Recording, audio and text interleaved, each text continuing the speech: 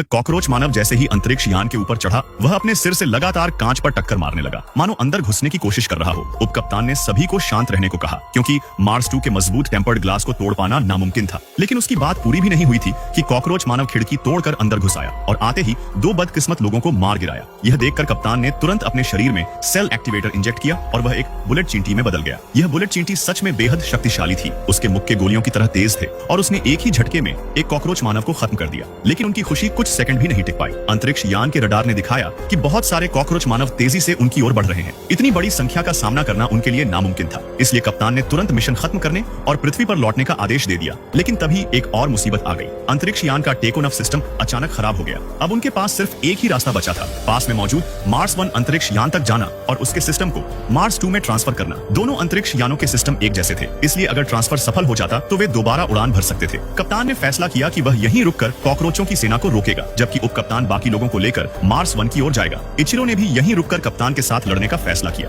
रवाना होने से पहले श्याओजी अपनी प्रेमिका शव के पास अलविदा कहने गया, लेकिन उसने देखा कि उसके सिर पर एक अजीब सा कीड़े जैसा अंग उग आया था। जल्द ही सभी लोग स्पेस कार में बैठ गए और अब उनके कीट शक्ति काम आने लगी। उसमें से एक ने अपने गले में सेल एक्टिवेटर इंजेक्ट किया और तुरंत उसके मुंह से एक पाइप जैसी नली बाहर निकल आई। जैसे ही दरवाजा खुला, बाहर पहले से ही कॉकरोच मानवों की भीड़ जमा थी। वह तुरंत तैयार हो गई। उसके फूले हुए गाल बिल्कुल मेंढक जैसे लग रहे थे। अगले ही पल उसके मुंह से आग की एक तेज धारा निकली, जिससे जबरदस्त ताकत पैदा हुई, बिल्कुल रॉकेट लॉन्च की तरह। उसने सीधे कॉकरोच मानवों के झुंड को नजरअंदाज करते हुए एक ही झटके में स्पेस कार को आगे धकेल दिया। दरअसल वह एक हार्मेट कीड़ा थी, जिसके शरीर के पिछले हिस्से से निकलने वाली गैस उसे खतरे के समय बेहद तेजी से भागने में मदद करती थी। उसकी रफ्तार 1000 किलोमीटर प्रति घंटे तक पहुंच सकती थी। उसकी लगातार ताकत के चलते स्पेस कार तेजी से अपने लक्ष्य की ओर बढ़ रही थी। दोनों लड़कियां खुद को रोक नहीं पाईं और उस आदमी की तारीफ करने लगीं कि वह कितना कमाल का है। लेकिन जल्द ही एक नई मुसीबत सामने आ गई। आगे अचानक एक बहुत ऊंची दीवार दिखाई दी। वह देखने में बिल्कुल किसी उफनती हुई सुनामी जैसी लग रही थी, लेकिन ध्यान से देखने पर कुछ अजीब सा लगा। जैसे जैसे दृश्य पास आया, उन्होंने पाया कि वह दरअसल अनगिनत कॉकरोच मानवों से बनी एक कॉकरोच सुनामी थी। अब उनके पास सिर्फ एक ही रास्ता था, पूरी ताकत लगाकर सीधे इसके आर पार निकल जाना। अब सब कुछ शौचोंग पर निर्भर था। जैसे ही स्पेस कार